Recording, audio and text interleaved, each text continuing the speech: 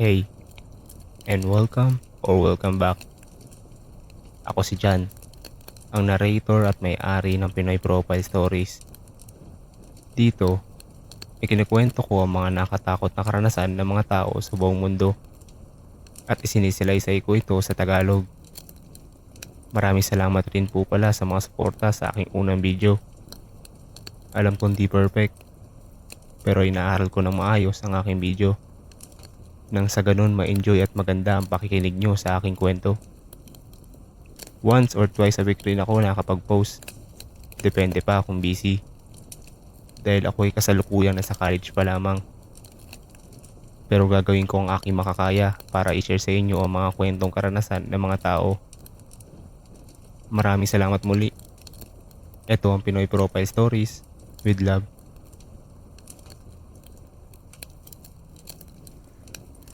Para sa konting context, simula nang lumipat kami sa mas liblib na lugar, hindi ko na madalas makita ang mga lolo't lola ko tulad ng dati nung nakatira pa kami sa syudad. Kaya kapag may pagkakataon, sila na ang dumadayo rito para bumisita at tumira sa amin ng mga 1 linggo o higit pa. Noong nakarang Lunes lang, ganun na nga ang nangyari. Dumalo sina lolo, lola at tito ko para manatili ng 1 linggo.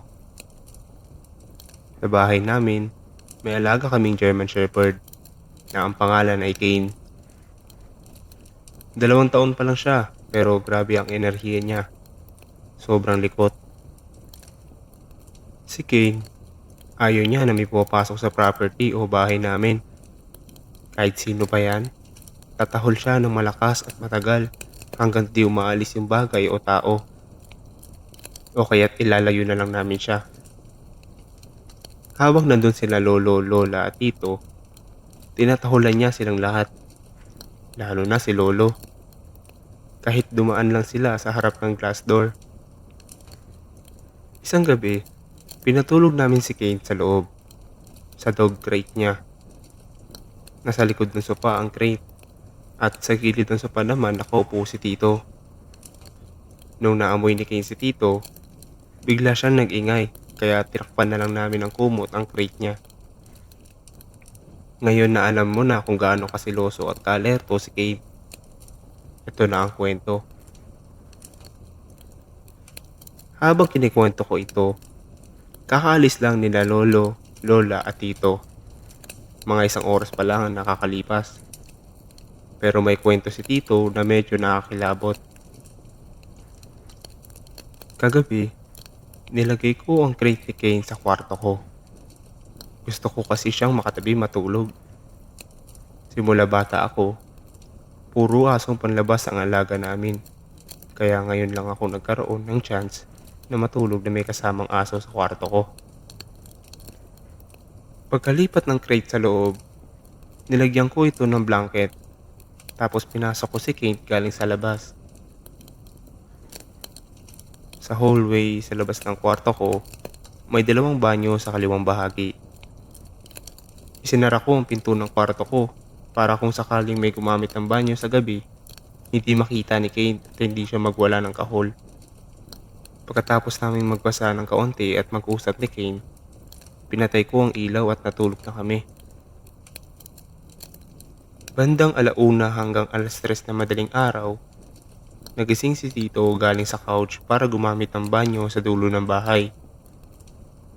Lagi namin pinapailawan ng bahagya ang kusina tuwing gabi para hindi madilim. At dahil doon, nakita raw niya yun. Pagdaan niya sa sala, tapos sa kusina, nakarating siya sa hallway kung saan ang mga banyo. At sa mismong harapan ng pinto ng banyo ko, may nakaupong tila si Kane. Hindi gumagalaw, yung maitim niyang balahibo halos mag-blend sa dilim. Pero kita ang nakatayo niyang tenga. Hindi siya tumatahol, hindi siya umuungol, nakatitig lang. Kinalibutan si Tito at bumalik na lang sa sala. Makalipas ang ilang minuto, nagising din si Lolo para gumamit ng banyo. Pero wala na raw ang tao o hayop sa hallway. Pero si Tito, buong paniniwala. Nakita niya si Kane doon. Ang problema, si Kane nasa loob ng kwarto ko. Nakalock sa crate at nakasarado ang pinto.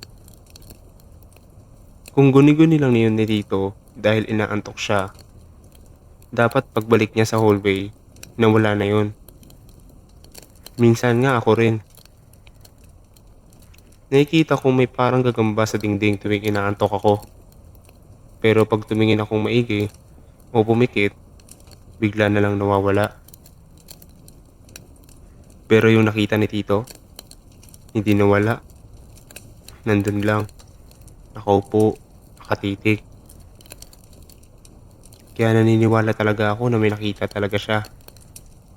Pero hindi si Kane yun.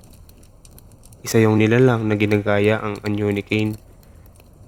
Hindi ko alam kung bakit niya ginagaya si Kane. Hindi ko alam kung anong intensyon niya. Pero ang hindi pag-alam sa motibo ng kung anumang nilalang yun, yan ang mas nakakilabot.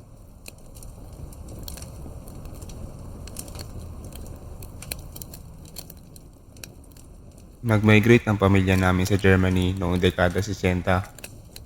Maraming manggagawa ang kailangan noon. Pero hindi lahat ng lokal ay natuwa. Dahil sa pagdating ng mga dayuhang manggagawa, tumabay rin ang kanilang mga pamilya. Parehong nagtatrabaho sa pabrika ang mga magulang ko. At dahil shifting ang trabaho nila, halos wala silang oras para sa pagpapalaki sa akin. Noong mga panahong yun, karaniwan na ang pagpapadala ng mga bata pabalik sa sarili nilang bayan para alagaan ng mga lolo't lola. Pero si mama, na minsan na rin lumaki ng malayo sa sariling magulang, ayaw niya ng ganoon para sa akin. Kaya't ipinaglaban niyang kumuha na lang kami ng tagapag-alaga. Ang pangalan niya ay Gan. Isa siyang mabait na matandang Aleman na may 3 anak na babae. Lahat ay malalaki na at ang bunso lang ang nakatira pa sa kanila noon. Mga 19 years old. Estudyante sa universidad, kaya bihira ko lang makita.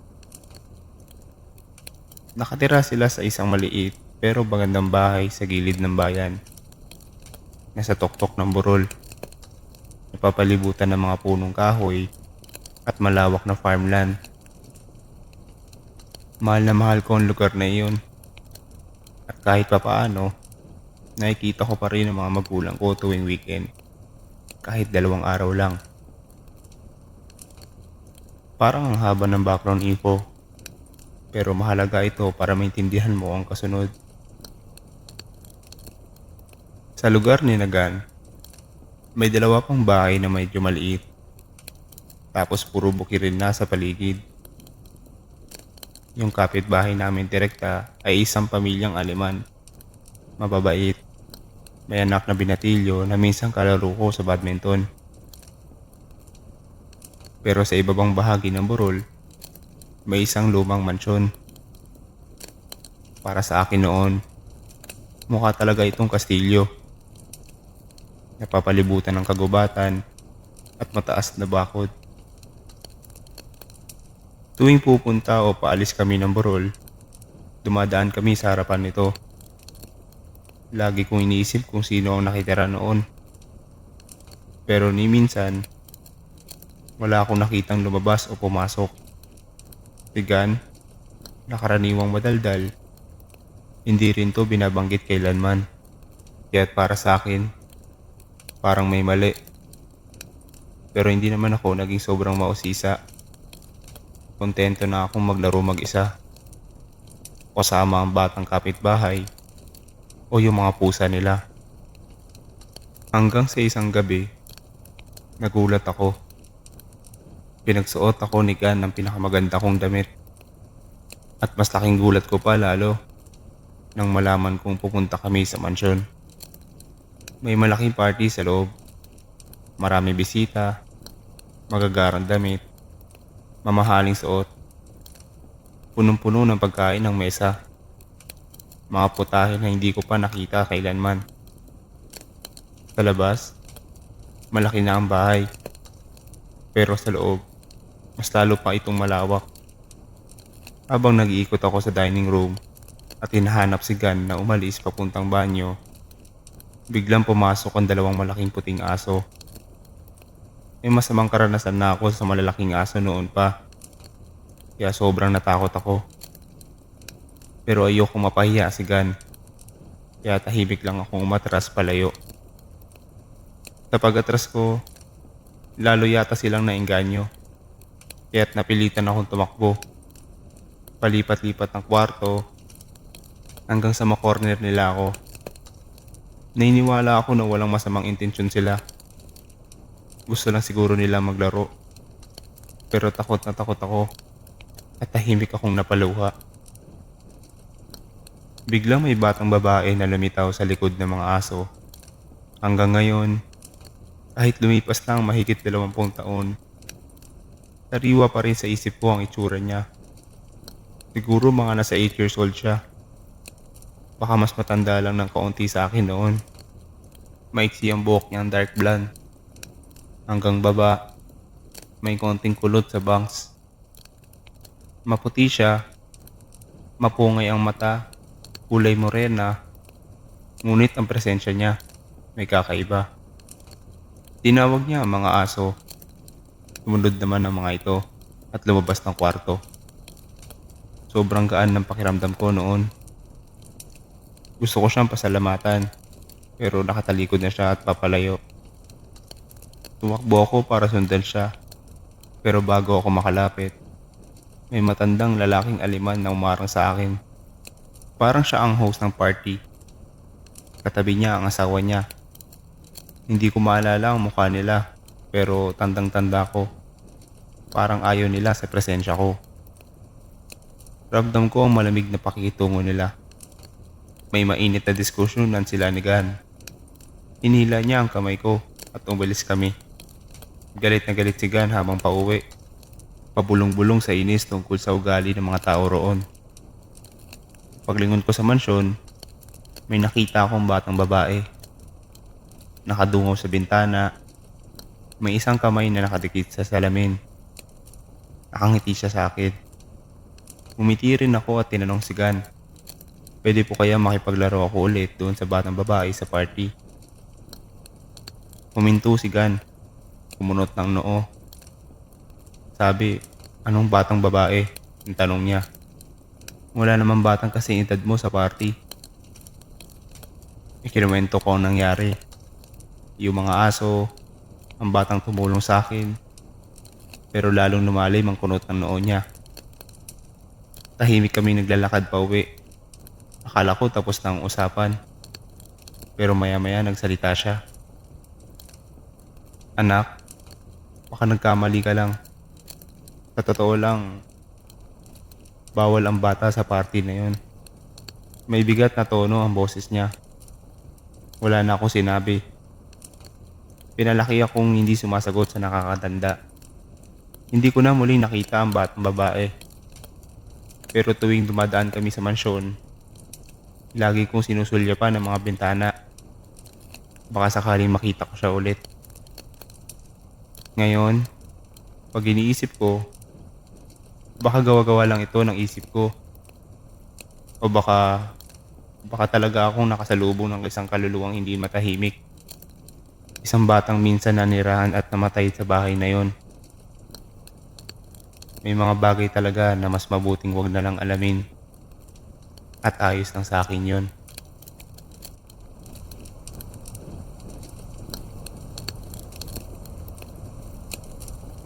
Noong taglakas ng 2015, ako ay 14 na taong gulang. Palagi akong nagpupuyat tuwing weekends. Madalas hanggang sa sumikat na ang araw at maririnig mo na ang mga ibon ng umaga. Karaniwang akong gising para maglaro ng video games o manood ng anime. Isang gabi, pinapanood ko ang isa sa mga paborito kong pelikula, ang Spirited Away. Siguro mga 3:30 or 4 AM na nun, nang bigla kong marinig ang isa sa malakas na tunog mula sa labas ng bahay. Parang bakal na bumagsak, nagkadurog-durog, at para bang tumama sa sementadong driveway. Sa una, natakot ako, pero binaliwala ko ito. Naisip kong ipaalam na lang ito kila Daddy sa umaga kapag gumising na siya para pumasok. Wala namang emergency, lalo pat di naman ako nanonood ng TV. Kaya bumalik na lang ako sa panonood ng pelikula. Nakatira kami sa labas ng bayan, napapalibutan ng kagubatan. Mga 1.5 milya ang layo ng mga kapitbahay namin sa kaliwat kanan. Nasa burol din ang bahay namin, at may kurbada ang kalsadang nasa harap. Hindi mo makikita agad kung may paparating na sasakyan, kaya kailangan mo pang ibaba ang bintana para makinig. Sa tapat ng bahay namin ay isang golf course, at mas malayo pa roon ay isang zoo. Kaya't asahan mo na halos walang ilaw o tao sa paligid tuwing gabi. Makalipas ang 10 minuto mula nung narinig ko ang tunog, may narinig akong tila mahinang sigaw mula sa labas. Uminit ang mga tenga at bumilis ang tibok ng puso ko. Pinos ko ang pelikula at nakinig. Isa pa. Nauna kong inisip na baka hayop lang yun mula sa gubat. Pero hindi. Sigaw yun ng isang tao. Tumayo ako, tinignan lang ang kortina sa bintana. Wala akong lakas ng loob para silipin ang nasa labas. Nagpatuloy ang pagsigaw. Isang babae. Ang unang pumasok sa isip ko, may pinapatay sa gubat sa harapan ng bahay namin. Dahil kinakabahan na ako. Ginising ko ang kuya ko. Sinabi ko sa kanya na kung anong narinig ko. Pero parang hindi ko na ipakita kung gaano ako katakot. Dahil ang sabi lang niya sa inaantok na boses, baka unggoy lang yan na nakatakas sa zoo. Nangyayari yan. Ang kuya ko kasi ay 4 na taon ang tanda sa akin. Kaya sinubukan kong paniwalaan iyon. Bumalik ako sa sala. Pero ang sigaw ay masyado ng totoo para baliwalain. Nakakatindig balahibo. Tumayo lang ako roon. Tulala at takot na takot habang pinapakinggan iyon. Sa pakiramdam ko mga 10 to 15 minutes na ang lumipas. Kung may pinapatay talaga sa gubat, dapat tapos na iyon. Pero biglang may kumatok sa pinto. Ilang talampakan lang ang layo sa kinakatayuan ko. Wala nang pag-iisip. Tumakbo ko papunta sa kwarto nila mama at papa. Sinabing, "Dad, may kumakatok sa pinto." Nang medyo pasigaw. Parang may puwersang nagtulak kay papa palabas ng tama. Tumayo siya agad. Kinuha ang kanya sandata mula sa aparador at sinabihan akong manatili sa likod niya. Dahan-dahan siyang lumabas ng hallway. Likod sa pader, hawak ang sandata, at inikot ang seradura ng pinto. Pagbukas niya, nakita namin ang isang batang lalaki. Siguro mga 7 taong gulang. May sugat sa muka at braso. "Kailangan po ng tulong ni mama," sabi niya. Binuksan ni papa ang pinto ng todo at nakita namin sa paanan ng burol ang isang van na bumangga sa puno sa tapat. Ang babaeng sumisigaw pala ay isang ina na nasa driver seat. Sinabihan ni papa ang bata na maghintay habang nasusuot siya ng damit. By this time, gising na rin si mama at kuya ko. Pinapwesto kaming lahat sa loob ng bahay. Ayaw niya makita namin kung gaano kalala ang sitwasyon sa baba. Pinapasok namin ang bata, binalutan ng kumot, pinainom ng tubig, at pinanood ng cartoons para maaliw. Pagbalik ni papa, sinabi niyang may 3 pa sa sasakyan. Ang nanay, isang toddler, at isang sanggol. Yung toddler walang galos. Yung sanggol, lumilapon mula sa car seat, napunta sa sahig ng sasakyan. Nakapulupot ang kamay sa katawan, umiiyak. Malamang may nabali ang buto. Pero ang nanay, naipit sa pagitan ng manibela at upuan. Patuloy siyang sumisigaw. Hindi ko maramdaman ang mga paa ko. Pakicheck kung may makita ka, sabi niya. Huminga ng malalim si Papa. Binuksan ng flashlight ang phone at tinignan. Hindi niya makita ang mga paa nito. Sobrang siksik na ng harapan ng kotse. Hindi na niya makita lampas sa manibela. Maliit ang babae. Siguro mga 100 pounds lang. At yun ang rason kung bakit siya nabuhay. Dahil kung mas malaki siya, siguro patay na siya sa impact na 55 miles per hour. Sinabi ng babae na nakatulog siya habang nagmamaneho pa uwi mula sa bahay ng mga magulang niya. Sa wakas, dumating din ang mga pulis at paramedics. Binalik namin ang bata sa kanila at pinanood ang rescue mula sa driveway. Ginamit nila ang jaws of life para putulin ang sasakyan at mailabas ang ina. Inaabot ng 45 minutes bago siya nakuha mula sa dating SUV. Sa lakas ng impact at pagkakalas-kalas ng kotse, halos hindi na ito mukhang sasakyan. Hindi ko na matandaan kung nakita kong silang ilabas ang nanay. Siguro mabuti na rin. Hindi ko yata kakayanin kung nakita ko kung anong itsura ng mga binti niya. Isinakay lahat sila sa ambulansya papuntang ospital. Kami naman ay gising pa rin ng ilang oras pagkatapos. Gulat na gulat pa rin kami sa nangyari. Ngayon, 22 na ako. Pero hanggang ngayon, naisip ko pa rin ang gabing iyon ilang beses sa isang taon. Hindi ko malilimutan ang sigaw. Isang sigaw na purong takot at sakit na narinig ko ng gabing iyon.